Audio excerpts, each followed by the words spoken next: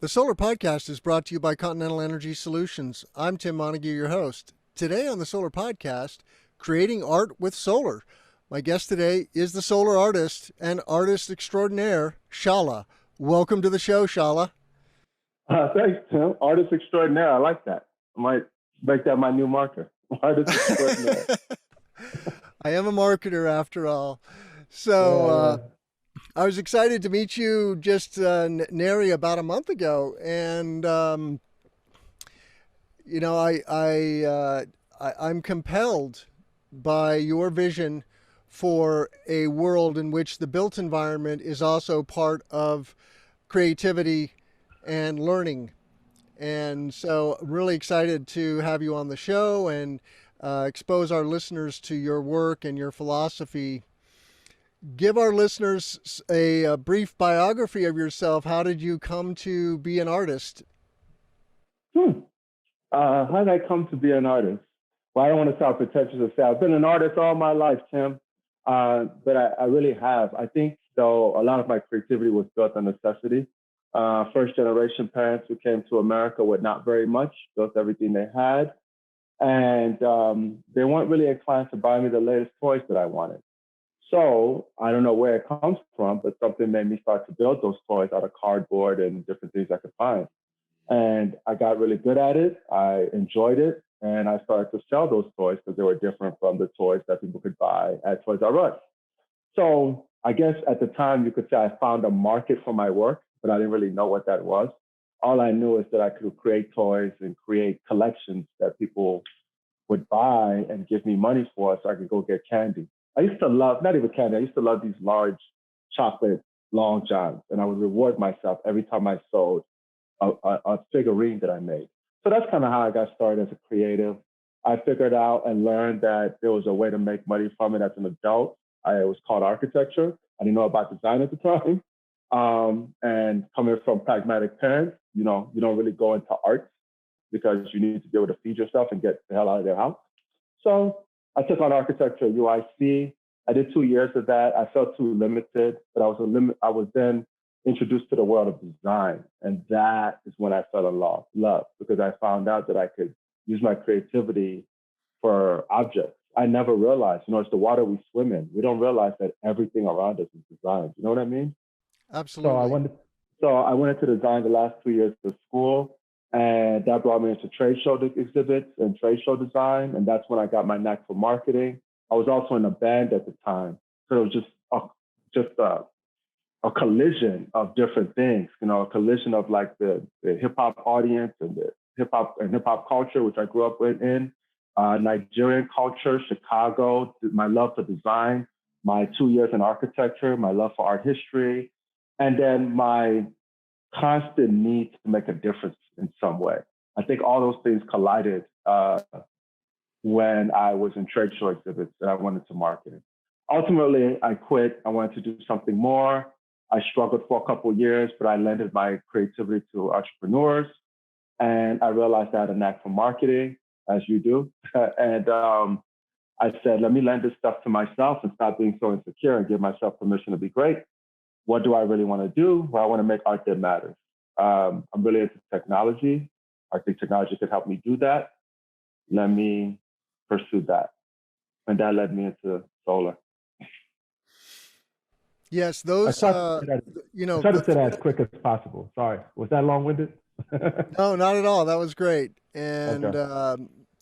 I am also somebody who is passionate for technology. That is one of the threads that connects my many different careers. And now we have this technology called solar PV, solar photovoltaics, of course, that is cleaning the grid, making the air cleaner and healthier for humanity, helping us step back from the brink of climate chaos. So many goods are coming from the energy transition that we are in the midst of or in the early stages of, but we are accelerating now very quickly into. How did you come to energy and solar, and what give us a few sound bites on kind of where you've been and where you're going? Cool. Okay.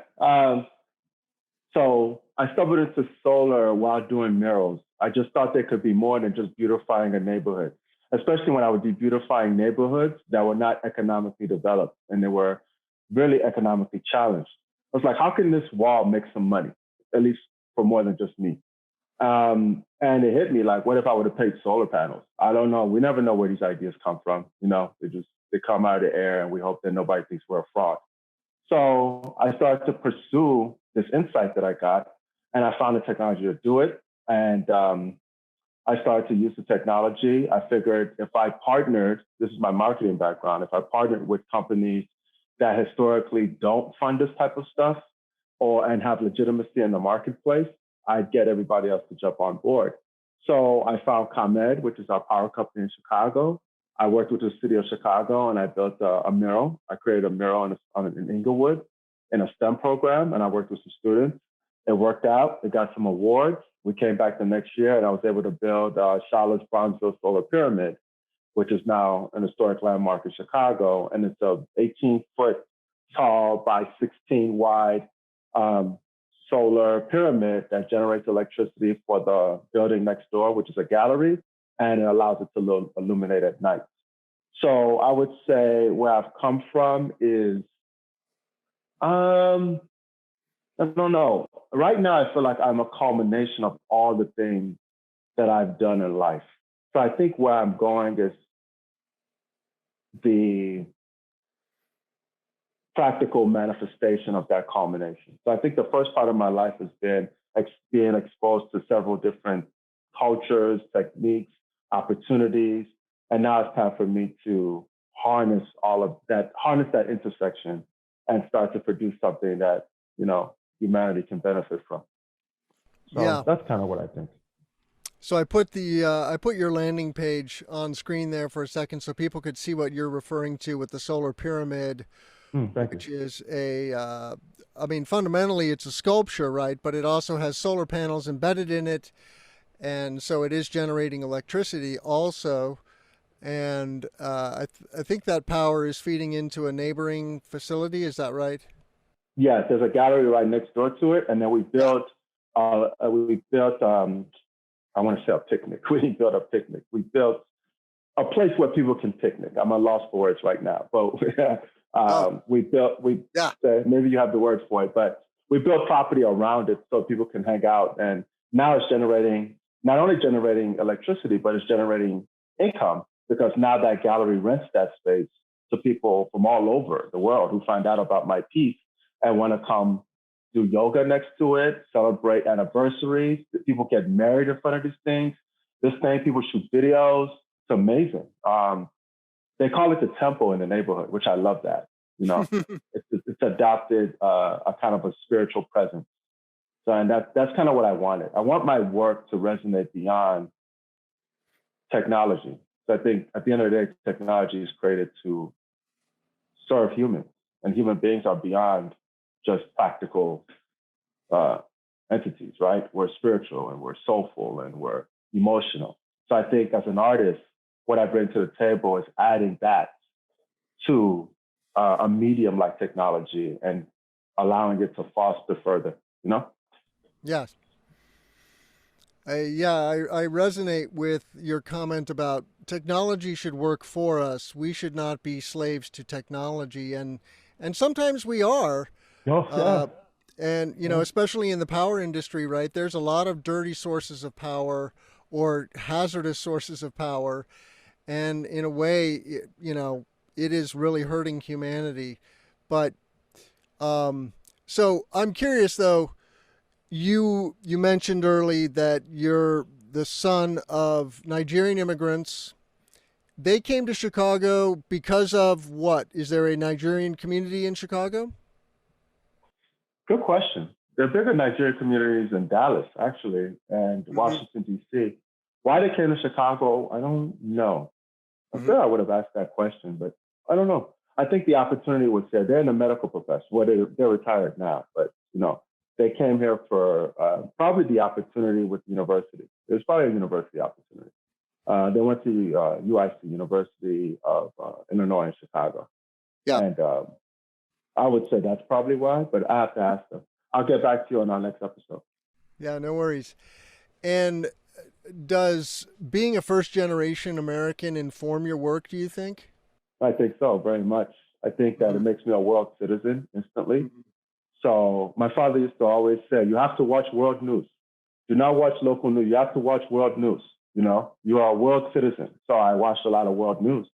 So whenever I think of the stuff that I create, I automatically think, how is this going to resonate in Africa? Of course, Nigeria. But how is this going to resonate in China? How is this going to resonate in Japan? What would this do in Russia? You know, the Ukraine? Like I just think worldly. So I'm very into like immigrant crisis right now. I'm very into climate change, and these are worldly issues.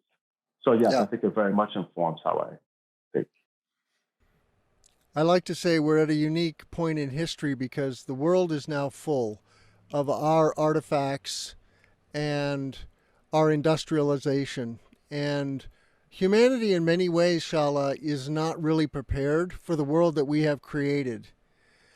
Um, we evolved in a world which was mostly empty and devoid of humanity, and so we were busy filling it up and going on to our next great thing. But now we have to think differently.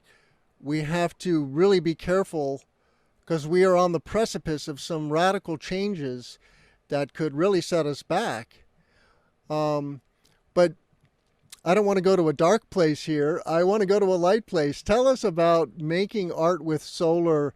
How do you do that, and what are the different ways that a solar artist like yourself can make artistic works out of solar panels or solar technology? Wow, you make such a compelling statement, a comment. I want to respond to that comment, Well, you can and then you go ask a there. Yeah, compelling. that's cool. Go there first. Well, I think human beings have mastered survival, right? So I think we've always put ourselves in a position where how are we going to get out of this one? And we always do. You know, we've been doing it for hundreds of years. I don't know how long humans have existed on this planet, but like we've gotten very good at staying around, you know, and no matter how complex it seems for each generation, it's always more complex in the future. So each generation gets past that complexity, only to make it more complex, but only to prove that we are also complex enough to solve the problems we create. So I have just maybe sort of a naive belief in humanity because we have no choice but to always grow. And as we grow, we're going to have growing pains, but we are essentially solving new problems, creating new ones, but solving new problems. So I think we're very good at growing. I mean, very good at surviving. I don't know how good we are at living, but I think we'll be around for a pretty long time as humans go. Um, and I think a lot of that is based on a lot of that is I think creatives of the time don't get the credit they deserve because I think it's usually a groundswell of creativity that then gets adopted by the broader community. So, but we are still looking at creatives as just artists. And I think creatives come in all forms. I think engineers are creatives, you know, obviously architects are, well, maybe not obviously today, architects are creative, because that's an argument I get into with a lot of my peers. But historically, architects have been creative. I think doctors are creative. So when we tap into the creative side of who we are, I think that's when you get solar arts, things like that. I think that's when you get you get people who are able to translate technology, like myself, for translate technology in a way that it serves humankind and solve some of the problems that we didn't know how to solve before that technology existed. We find ways to take these new creations and adapt them to things that they may not have been originally intended for. So I think I'm just one of the people in a long line of people that do that. And I think people like me are what's going to help us solve these problems and move them to the next and move ourselves to the next challenge. Yeah. But at least survive this one. I really believe we're going to get past climate change. I think that we wait to the last minute to do everything, right? It's like herding cats, right? Mm-hmm. And when you have to herd the whole globe, it's going to be even more challenging. So, but I think we're on top of it, and I think that again, we know how to survive. We've mastered it, and now with technology, I think we're going to be okay. Yeah, I think humans will be okay in the long run too. I think that it may be hard for us to hold on to the good life that we have.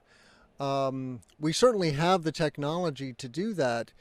And one of the cool things about solar technology is that it is multi-purpose, multi-use. I often talk about uh, agrivoltaics, for example, using a solar array as also a farm field to grow animals or plants for Yeah. food or fiber.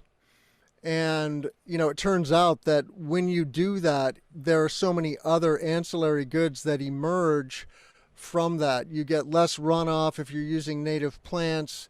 There's less pollution going into the water, into the rivers. There's more habitat for endangered species like butterflies and bees. And so solar art is yet another multi-use of solar. Some people don't like the look of solar panels, just panels on a roof or panels on the ground. I happen to like the look, but you have demonstrated that you can truly transform a solar array into something magical. Let's talk about that. I'm so curious to learn more about what you're working on and what you're dreaming of. So yeah. So one of the things that inspired me was yes, increasing the adoption of solar energy by making it prettier, sexier. I could not believe that what was slowing down the adoption of solar panels was the fact that most people thought they were ugly. So part of it was, oh, okay, well, let me just paint them pretty and people will want to adopt them. And it's starting to work, which is interesting. So that's one motivator. But the other motivator is that there's so much available in solar technology that's not being used because the people who invented the technology do not know how to introduce it into culture in a way that people want to adopt it. Solar glass, onyx glass, I think is wonderful. I don't know why most buildings don't have onyx glass. I mean, if we're going to have glass, why not have glass that's generating some level? I think it's only at 15% efficiency right now. I may be being very generous, but that's better than nothing. There's obviously flexible solar panels. I make solar modules myself, so that's how easy they are to make because you pretty much put a pan, you put the solar cells together, put some resin over it, glass, you're done, right? So I said it like it's like baking a cake. It kind of feels like it sometimes, actually. But it's just putting some ingenuity into the technology that already exists and in the communication. I think that's the biggest problem. And I think that's what art is going to do is solar art, it bridges the gap between us nerds and us cool kids, which I think I'm both kind of. And when you introduce it to let's say the cool kids or the influentials, then the influentials then bring it into the general marketplace. So I think art has always been a tool for that. If you look at any neighborhood that is dilapidated, when you bring artists there because of the cheap rent, they revitalize it. And then before you know it, the neighborhood is prosperous again.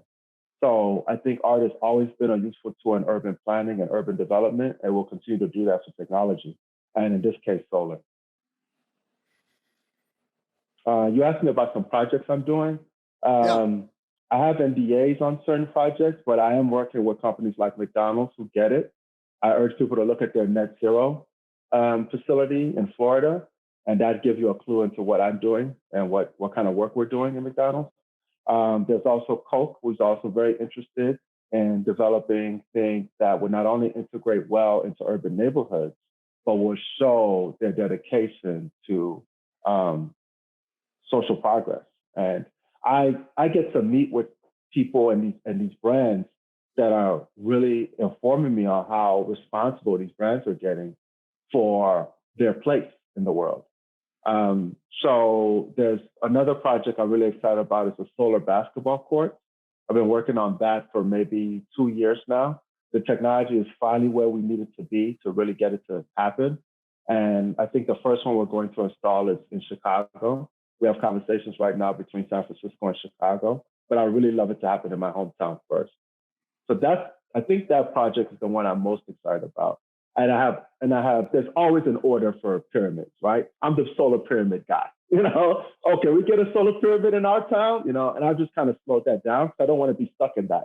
So I have plenty of solar pyramids coming, but my exciting projects are the ones where I push the boundaries on solar and integrate them into the community.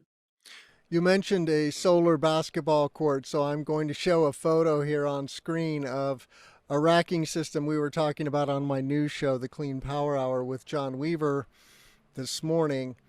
And this is just one example of what's possible with a flat ground mount. This is like, a solar farm. That's clean.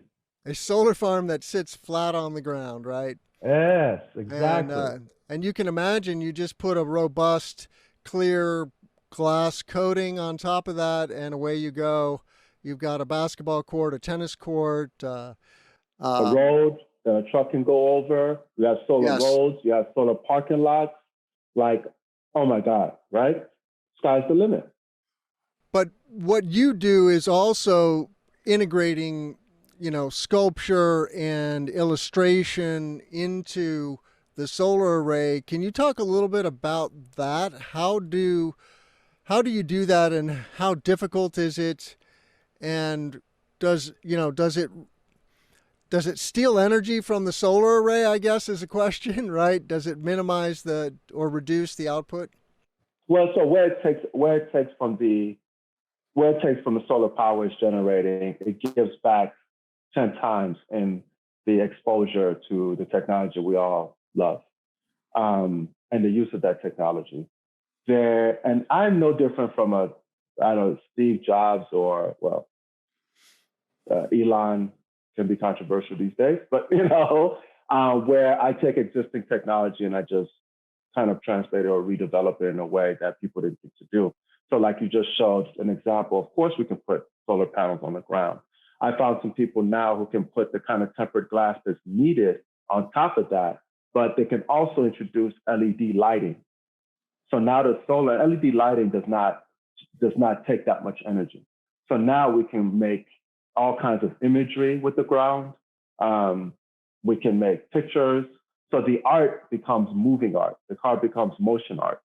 And of course, I can lay, the artistic film that I create over that, so that is static art.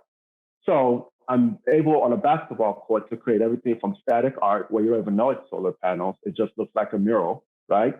And parts of that static art then transform to say three-pointer, or bad pass, or those different kind of things.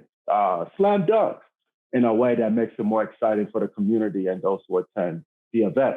So do they care that it's solar? Yeah, maybe for the first 2 seconds. After that, they care about what the solar can do. We don't care about how the light switch works. We just care that it turns on. But that makes other people want to have solar courts, and then makes other people start to think about, wait, can my driveway have this? Can my parking lot have this? Before you know it, we have a solar city. And it's all because people use their imagination to think of new ways to adopt this technology. But it first has to be introduced by, I guess, people like us. Yeah. You mentioned Onyx, so I also wanted to show some Onyx projects. This is a project in Abu Dhabi. Abu Dhabi? Dubai? I'm not sure. Dubai. Yeah, Dubai. And, literally this ginormous sculpture is a solar array, right? There's solar glass integrated into the entirety of this frame, which is, frankly, amazing. And you mentioned McDonald's. There's the McDonald's in Orlando that I don't know exactly. Isn't it beautiful? That's beautiful. Yeah. Yeah. So there's some really amazing things happening. My contemporaries, I'm very proud to be one of the people that are ushering this new wave of, art and technology. There's some really, really amazing things. And I love Dubai because it has so much money and it's a progressive city. You get to see what's popular. I mean, what's next there. Oh, yeah. I urge everybody to take a trip there. That McDonald's doesn't even look like a McDonald's. So I guess the McDonald's of tomorrow is nothing like the McDonald's of yesterday, which is probably a good thing. That's probably a good thing. So, at face value, though, okay, you've got the PV technology, the solar cells that Hmm. are approximately 6 inches on a side in traditional photovoltaics. And then you have many cells put into a solar panel. You've got glass on that.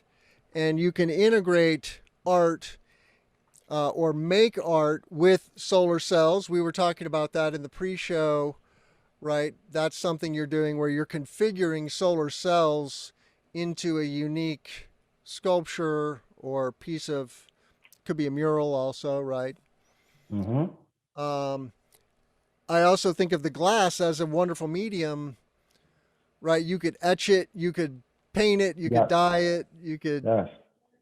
uh, so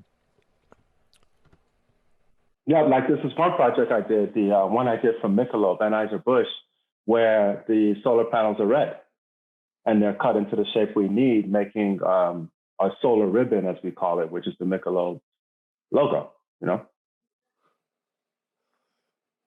So you yeah, can make it into anything. It doesn't have to be a rectangle or a square. A module could be a circle. It could be a, you know, yeah, it could be a triangle. It could be a polyhedron, you know? yeah. And everybody has seen a photo of, the Mickey Mouse head that Disney Mm-hmm. has made, and the panda that has been built in China, which is a large solar field that is the image of a panda. So there's this landscape scale sculpture that you can do. I mean, the possibilities are basically endless. Yes, Uh, yes. I had an opportunity to do that for Anheuser-Busch. I was going to do the eagle, the bird, their logo. And the project just fell apart for reasons that I can't disclose. But yes, I was going to have that notch on my belt. Yeah, it was going to be amazing to stand with the panda and the Mickey Mouse logo.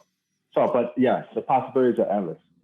so if I'm a corporate client and I'm interested in sustainability and integrating clean green energy into my operations, my facilities, but I also want to do it in a unique and compelling way, and I come to you because there's only a small handful of people worldwide that are doing what you do, and I say, hey Shala, I want to do a solar art piece.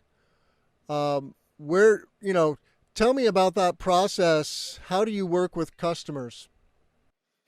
Um, Kind of depends. If they're a private collector, that's one way. If they're a brand, there's usually some sort of campaign attached to it, and some sort of social integration. So with a private customer, they usually tell me it's based on, oh, my husband is turning 50 and I would love to do something for our lawn.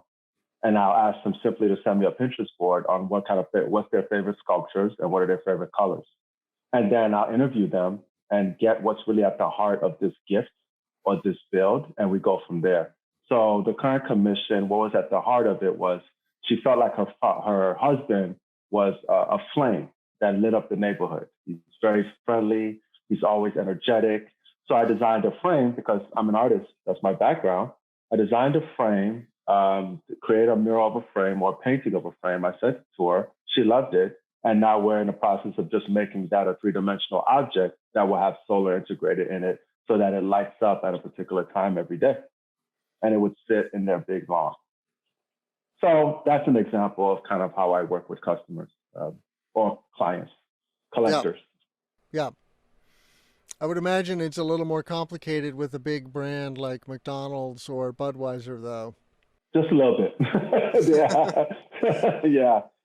It, But it can be more fun, because the integration part is really what I'm falling in love with right now. And to truly integrate, you have to tell interesting narratives. So it becomes more the sculpture or the piece. It becomes more about what that represents, or what is the message, and it gives the sculpture legs because now you have to evoke meaning in what you're making. So it's no longer just about this cool object that has solar. It's like, yeah, how does this live on beyond solar? Does it live without even telling the solar story? Would you be impressed? Would you be compelled by this object we're creating if you had no idea it was solar? So I think those challenges are what moves the practice forward. I just had a thought. This is just a crazy idea that occurred to me. With the solar sculpture, let's say it's like the pyramid has solar panels in it, and so by day it's generating electricity. By night, you could do something as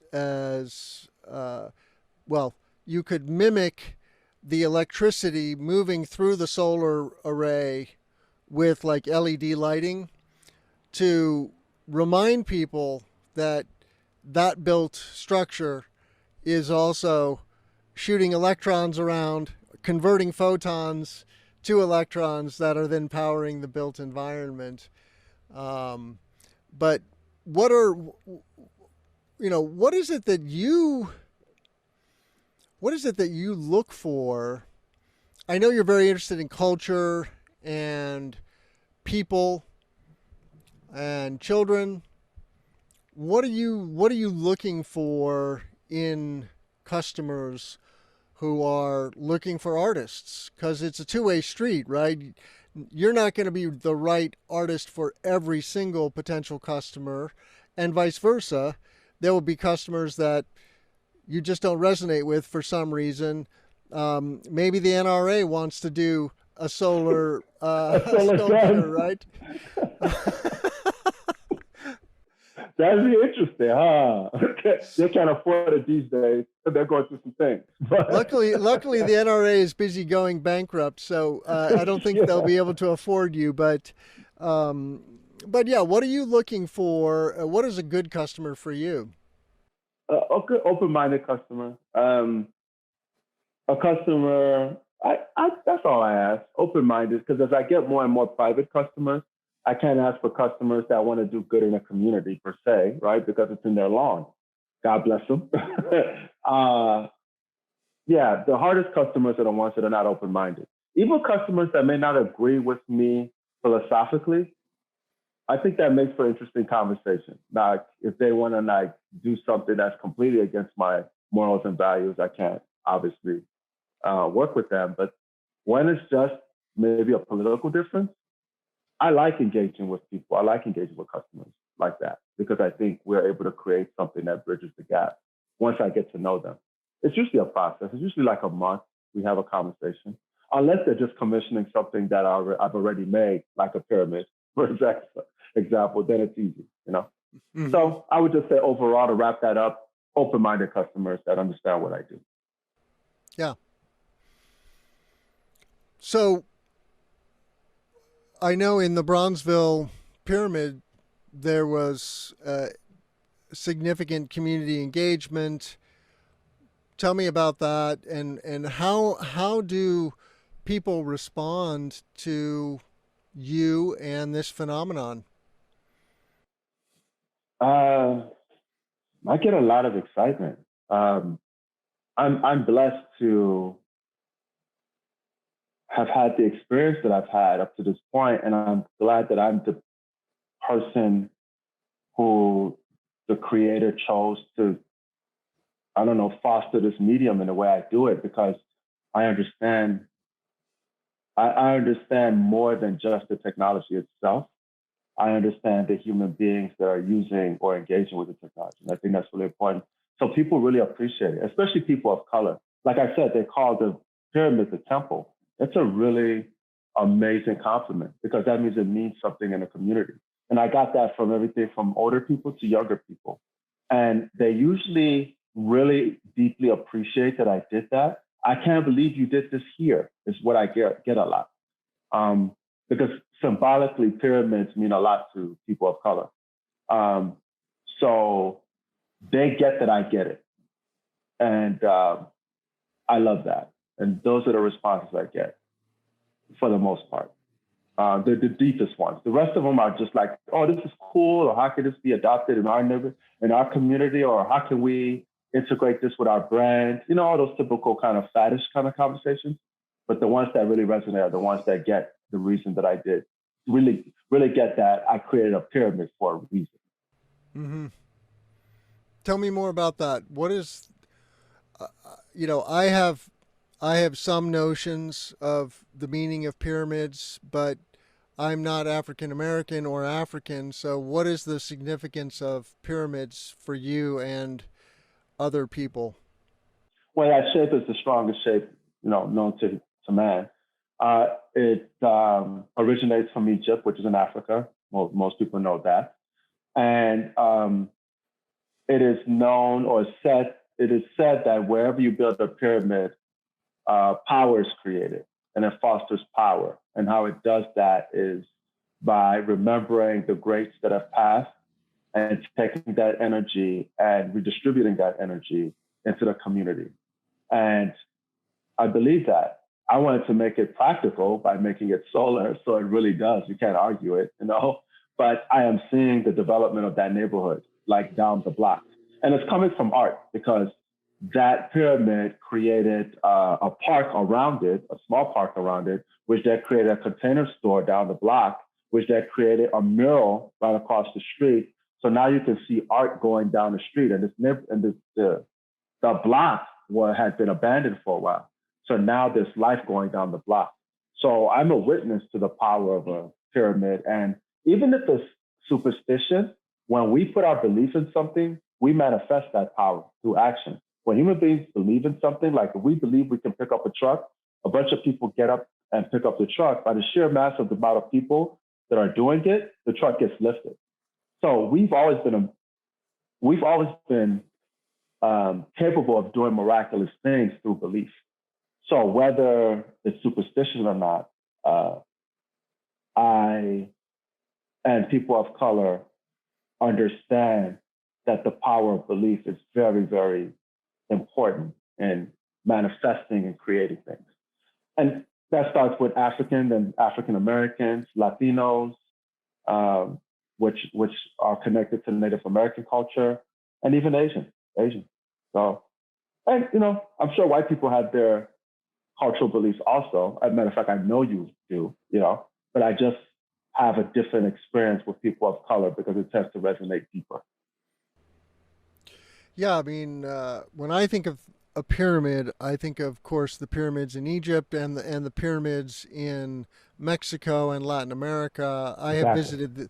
I visited the Yucatan Peninsula in Mexico, and the those pyramids are totally amazing. So they're some of the longest lived structures that humans have ever built. On the order of 10,000 years old. So that you're right. It's a very strong structure, and it's a beautiful coincidence that pyramids represent power and solar is a form of power. So I see synergies there. Mm-hmm. Um, let's. We just have a few minutes left, Shala, but let's take a take a quick peek into the future. What what is your mountain? What are you going to create in the next decade or two that is only a glint in your eye, so to speak? A sustainable community of people that foster energy and distribute that energy evenly so it works for everybody. And that would become an example or a model for what's possible for future towns and even cities, and then hopefully countries. So that's the goal. And using future technology and creativity to do that. And tell me more about community. What does that look like? Um, it looks like a Burning Man experience. If you've ever been a Burning Man, and if you haven't been a Burning Man, I urge everybody to at least go once. It looks like what they're doing at Fly Ranch. Um, it's sustainable. It's an ecology that mimics nature, has respect for each other, has respect for its surroundings. And when I say respect, there's a deep reverence because you understand that what you give is what you get back. So it's very important to give accordingly and respecting the flow of energy that exists within that community. And that's done from the ground up. So that's done from the structures we build, from the wood we use, to the sustainable energy we use, to how it respects the neighborhood. I mean, not the neighborhood, how it respects nature. Are we building on top of an area where we shouldn't? Are we interrupting something? Can we integrate with those hot springs?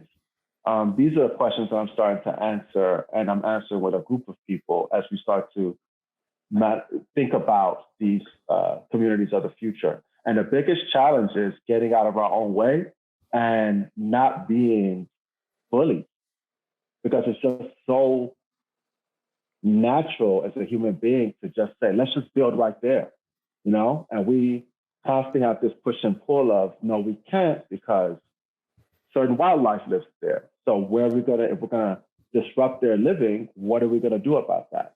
So I think that is the future. And I think if we start to do this on that basic level, we'll start to do it for each other. I think we've gotten so self-centered that now we're eating each other. So, and I think architects and urban planners and designers of the future are the people to foster that way of thinking by creating environments and communities that inspire people to continue that way of thinking. Well, I see, the journey that society is on is completely compatible with that vision. There's multiple outcomes possible, of course, many, many possible outcomes. I liken sustainability to a softer landing because we have been riding this rocket ship called fossil fuels for the last 100 years, just roughly. And it was a really good thing in many ways, right? It gave us a surplus of energy, which allowed us to do so many good things and create new technologies and healthcare and education and ultimately, the internet. And now we need to reinvent that source and plethora of energy using the fusion reactor in the sky, which is super abundant. We have 10,000 times more solar energy than we need on an annual basis. So what do you say to young people who are still looking for their mountain and trying to figure out this, complex web of life? What do you say to them? I think the easiest thing you could do in the world and the hardest thing you could do in the world is be yourself. I think the easiest thing you could do in the world and the hardest thing you could do in the world is self-examine. Those two things are what pull you to where you are meant to be. So what I say to young people all the time is be yourself as much as possible and examine who that is as much as possible. Because at some point, you're going to find that you're creating yourself. Mm-hmm. And being yourself, you're creating yourself in every moment. And that's influenced by your environment. That's influenced by your traumas. That's influenced by the things you love and the things you don't like. Pay attention to that and be a willing partner to allow that to happen how it happens.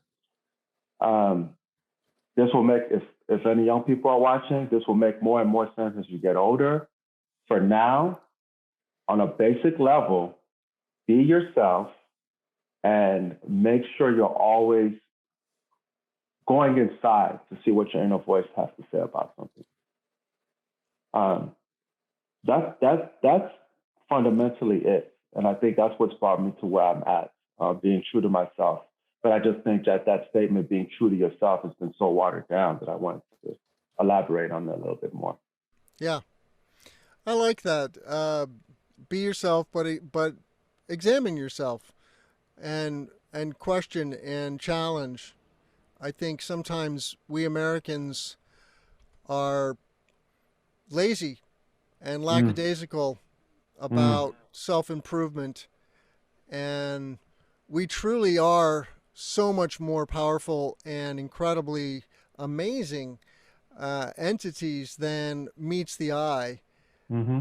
And but you don't find that unless you are introspective and uh, take what I call thinking time to just really look inside. Um, so, Yeah, totally. And people don't understand a lot of times we confuse thinking with having thoughts, you know? Thoughts are passive. Thinking is an active sport. You really have to use your brain to solve problems or really look at something. Having thoughts that are based on your past or whatever, it's not thinking. So I think when the more we get that, the more we can get how great we really are because the kind of solutions that show up and the kind of inspiration that shows up when you're truly thinking, you'll truly be able to see that it's different from having a thought. So I just wanted to add that to what you were saying because I do yeah, believe we're a magnificent being. yeah. Well, what else should our listeners know about you and how they can find you? Um, Hi, my name is Shala. You can visit me at byshala.com, byshala.com. Um, yeah, if you're interested in my work, by all means, join me in my practice. Um, we're always looking for development partners, funding partners, creative partners. And I'm not going to do this alone. I'm essentially fostering a platform. So I'm inviting people to join that platform and lend your creativity so we can change the world. Because why are we here? You know, are we here to drink beer and consume as much as possible? Are we here to just have kids? I don't know. But we're so much more, you know? So just join me in being so much more. And let's change the world. Because why not? Exactly. Why not? Well, I want to make a couple of announcements. You can find all of these interviews at cesenergy.com/podcast. We are interviewing thought leaders and entrepreneurs like Mike Silvestrini, the founder and managing partner of Energia. They are doing impact investing, funding solar projects in Brazil and sub-Saharan Africa. Wow. Entrepreneurs like Mike Kiernan, who is creating pollinator habitat with solar arrays, multi-use solar. And entrepreneurs like Ken Meehan, who has created a wonderful database called New Project Media. And he also has a podcast.